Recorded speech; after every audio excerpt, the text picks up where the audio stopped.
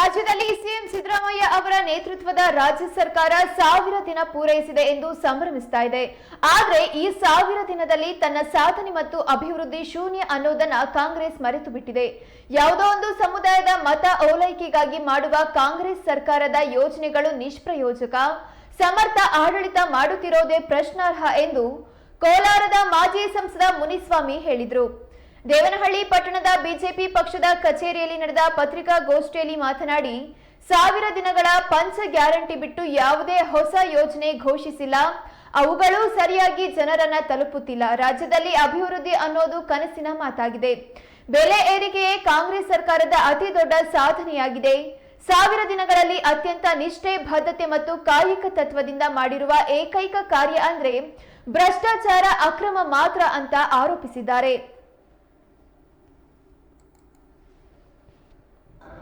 ನಾಗೇಂದ್ರ ಅವರು ಒಳಗಡೆ ಇದ್ರೆ ಮಾತ್ರ ಸಾಲದು, ಸಿದ್ದರಾಮಯ್ಯನವ್ರನ್ನ ಒಳಗಡೆ ಹಾಕ್ಬೇಕಂತ ಹೇಳಿ ಈ ಮೂಲಕ ನಾನು ಒತ್ತಾಯ ಮಾಡ್ತೀನಿ. ಅವರೇನು ಕಾಂಗ್ರೆಸ್ ಸರ್ಕಾರದಲ್ಲಿ ಮಿತಿ ಮೀರಿದ ಸಿದ್ದರಾಮಯ್ಯನವರು ಸರ್ಕಾರದಲ್ಲಿ ಸ್ಮಾರ್ಟ್ ಮೀಟರ್ ಹಾಕ್ತೀರಿ ಅಂತ ಹೇಳಿ ಇವತ್ತು ಏನಾದ್ರೂ ಸಚಿವರಾದಂತ ಜಾರ್ಜ್ ಅವರು ಸುಮಾರು 15,000 ಕೋಟಿ ಹಗರಣದಲ್ಲಿ ಸಿಕ್ಕಾಕೊಂಡಿರ್ತಕ್ಕಂಥದ್ದನ್ನ ನಾವು ನೋಡಿದ್ದೀವಿ. ಅದೇ ರೀತಿಯಲ್ಲಿ ಬಾಯಿ ಬಡ್ಕ ಸಂತೋಷ್ ಲಾಡಿದಾನಲ್ಲ, ಇವತ್ತು ಕಾರ್ಮಿಕ ಇಲಾಖೆಯಲ್ಲಿ ಕಾರ್ಮಿಕರಿಗೆ ನಾವು ಕಿಟ್ ಕೊಡ್ತೀರಿ ಅಂತ ಹೇಳಿ 600 ರೂಪಾಯಿ ಕಿಟ್ ಅನ್ನ 2,600 ರೂಪಾಯಿ ಅಂತ ಹೇಳಿ ನೋಡಿಸಿ ಅದರಲ್ಲೂ 1000 ಕೋಟಿ ಹಣ ಹೊಡೆದಿರ್ತಕ್ಕಂಥದ್ದನ್ನ ನೀವು ನೋಡಿದ್ದೀರಿ.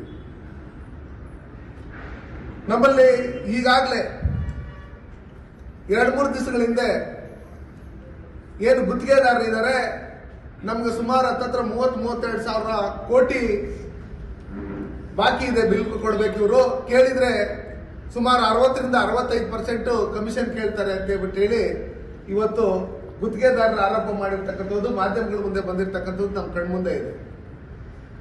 ಇವತ್ತು ಸ್ಟೇಷನ್ಗಳಲ್ಲಿ ಹೋದಂತ ಸಂದರ್ಭದಲ್ಲಿ ಯಾವ ರೀತಿ ನಡ್ಕೊಂತ ಇದ್ದಾರೆ, ಒಂದು ಸರ್ಕಲ್ ಇನ್ಸ್ಪೆಕ್ಟರ್, ಒಂದು ಸಬ್ ಇನ್ಸ್ಪೆಕ್ಟರ್, ಒಂದು ಯಾವುದೇ ಒಂದು ಅಧಿಕಾರಿಗಳು, ಯಾವುದೇ ಇಲಾಖೆ ಅಧಿಕಾರಿಗಳು ಅವರು ಒಂದು ಹುದ್ದೆಗೆ ಹೋಗ್ಬೇಕಂದ್ರೆ, ಒಂದು ಜಾಗಕ್ಕೆ ಹೋಗ್ಬೇಕಂದ್ರೆ ಎಷ್ಟೆಷ್ಟು ಹಣ ಕೊಡ್ಬೇಕು ಅಂತ ಹೇಳ್ಬಿಟ್ಟು ಹೇಳಿ ಇವತ್ತು ಅವರೇ ಸುಮಾರು ಜನ ಅಧಿಕಾರಿಗಳು ಬಂದು ಈ ಸರ್ಕಾರದ ಮಂತ್ರಿಗಳ ಮೇಲೆ, ಪ್ರಿಯಾಂಕ್ ಅವ್ರ ಮೇಲೆ ಇದು ಮಾಡಿ ಚಂದ್ರಶೇಖರ್ ಅಂತ ಅಧಿಕಾರಿಗಳು ಸೂಸೈಡ್ ಮಾಡ್ಕೊಂಡಿರ್ತಕ್ಕಂಥದ್ದನ್ನೆಲ್ಲ ನಾವು ನೋಡಿದ್ದೀವಿ.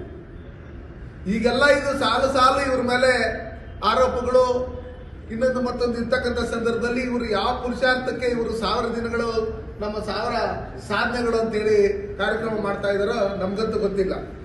ಇವತ್ತು ರೈತರಿಗೆ ನಾವೊಂದು TC ಹಾಕ್ಬೇಕಂದ್ರೆ ಹಿಂದೆ ನಾವು 25,000-50,000 ಖರ್ಚು ಮಾಡಬೇಕಾಗಿತ್ತು. ಇವತ್ತು 3 ಲಕ್ಷ ಖರ್ಚು ಮಾಡಿದ್ರೆ ನಮ್ಗೆ TC ಬರ್ತಾ ಇಲ್ಲ. ಕರೆಂಟ್ ಬಿಲ್ ಜಾಸ್ತಿ ಮಾಡಿದ್ದಾರೆ.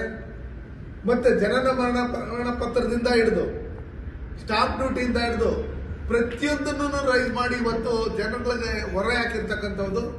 ಮತ್ತೆ ಹೆಣ್ಮಕ್ಳಿಗೆ ನಾವು ಫ್ರೀ ಬಸ್ ಕೊಡ್ತೀವಿ ಅಂತೇಳಿ ಡಕೋಟಾ ಬಸ್ಗಳನ್ನ ಹಾಕಿ ಯಾವ್ಯಾವ ರೂಟಲ್ಲಿ 5 ಬಸ್ 6 ಬಸ್ ಹೋಗ್ತಾ ಇತ್ತು ಊರುಗಳಿಗೆ, ತಾಲೂಕು ಹೆಡ್ ಕ್ವಾರ್ಟರ್ಗೆ ಮತ್ತೆ ಹಳ್ಳಿಗಳ ಕಡೆ, ಅದನ್ನ 3-4 ಬಸ್ಗಳನ್ನ ಕಡಿತ ಮಾಡಿ ಇವತ್ತು ಶಾಲಾ ಮಕ್ಕಳಿಂದ ಹಿಡಿದು ಪ್ರತಿಯೊಬ್ಬರಿಗೂ ಇವತ್ತು ತೊಂದರೆ ಕೊಟ್ಟಿರ್ತಕ್ಕಂಥ ಸಿದ್ದರಾಮಯ್ಯನವರು ಹೆಣ್ಮಕ್ಳು ಎಲ್ಲ ರಿಪೇರಿ ಆದಂತ ಸಂದರ್ಭದಲ್ಲಿ ನೀವು ನೋಡಿದ್ರಿ, ರೈಲ್ವೆ ಟ್ರ್ಯಾಕ್ ಅಲ್ಲೇ ಅದು ರಿಪೇರಿ ಆಗಿ ನಿಂತಿರ್ತಕ್ಕಂಥ ಸಂದರ್ಭದಲ್ಲಿ ಅಲ್ಲಿರ್ತಕ್ಕಂಥ ಗೇಟ್ ಬಳ್ಳು ಭರವಸೆಗಳನ್ನ ಕೊಡ್ತಾ ಇವತ್ತಿನವರಿಗೆ ಕಾಲ ಹರಣ ಮಾಡಿದೆ. ಇಡೀ ದೇಶವನ್ನೇ ಅಧೋಗತಿಗೆ ತಗೊಂಡೋಗುವಂತ ಲೂಟಿ ಹೊಡೆದು ಈ ದೇಶವನ್ನೇ ಒಂದು ಭಿಕ್ಷೆ ಬೇಡುವ ಸ್ಥಿತಿಗೆ ಬಂದು ನಿಂತಿತ್ತು. ಕಾಂಗ್ರೆಸ್ 70 ವರ್ಷ ಅವ್ರ ದೇಶವನ್ನು ಆಳಿದ್ರು ಸಹ ಯಾವುದೇ ಅಭಿವೃದ್ಧಿ ಕಾಣ್ತಾ ಇರಲಿಲ್ಲ, ಅಭಿವೃದ್ಧಿ ಶೂನ್ಯ. ಇಂಥ ಒಂದು ವ್ಯವಸ್ಥೆಯಲ್ಲಿ ಇವತ್ತು ಕಾಂಗ್ರೆಸ್ ದೇಶವನ್ನು ಆಳಿದೆ.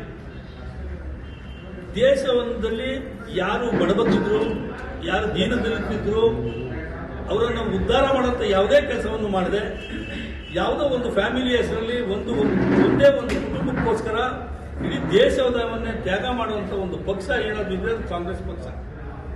ಒಂದೇ ಯಾವುದೇ ಸರ್ಕಾರದ ಯಾವುದೇ ಯೋಜನೆಗಳು ಬರಲಿ, ಸರ್ಕಾರದ ಯಾವುದೇ ಅನುದಾನಗಳು ಬರಲಿ, ಬರೀ ಒಂದು ಫ್ಯಾಮಿಲಿ ಸೀಮಿತವಾಗಿ ಮಾಡಿದಂಥ ಪಕ್ಷ ಕಾಂಗ್ರೆಸ್ ಪಕ್ಷ. ಇವತ್ತು ನಾವು ಏನೆಲ್ಲ ಮಾಡಿದ್ದೀವಿ ಅಂತ ಹೇಳ್ತಾರೆ, ಇವತ್ತು ಕೋಡಿ ಸರ್ವೆ ಮಾಡಿದೀವಿ ಅಂತ ಹೇಳ್ತಾರೆ. ಎಕ್ಸಾಂಪಲ್ ನಾನೇ ಇದ್ದೀನಿ ಸರ್ವೆ ಮಾಡಕ್ಕೆ, ಇವತ್ತು ಕೊಟ್ಟರೆ ನಾಳೆ ಬೆಳಗ್ಗೆ ನಿಮ್ಮ ಇದನ್ನ 3 ದಿವಸದಲ್ಲಿ ಸರ್ವೆ ಮಾಡ್ಕೊಡ್ತೀವಿ ಅಂತ ಹೇಳ್ತಾರೆ. ಕಳೆದ ಜುಲೈ ತಿಂಗಳಲ್ಲಿ ನಾನು ಅರ್ಜಿಯನ್ನು ಹಾಕಿದ್ದೀನಿ. ನಂದೇ ಸ್ವಂತ ಜಮೀನಿಗೆ ನಾನು ಕೋಡಿ ಸರ್ವೆ ಮಾಡಕ್ಕೆ ಅರ್ಜಿ ಹಾಕಿದ್ದೀನಿ. ಇವತ್ತಿನವರೆಗೂ ಅವ್ರ ಕೈ ಮಾಡೋಕ್ಕಾಗಿಲ್ಲ. ಯಾಕೆಂದ್ರೆ ಸ್ಟಾಫ್ ಇಲ್ಲ ಅಂತ ಹೇಳ್ತಾರೆ. ಅವ್ರಿಗೆ ಸರಿಯಾಗಿ ಸಂಬಳ ಕೊಡ್ತಾ ಇಲ್ಲ. ಯಾರೋ ಒಬ್ಬರನ್ನ ಸರ್ಕಾರಿ ನೇಮಕ ಮಾಡ್ಕೊಂಡು ಸರ್ವೇನ ನೇಮಕ ಮಾಡಕ್ಕೆ ಇರುತ್ತೋ ದುಡ್ಡಿಲ್ಲ.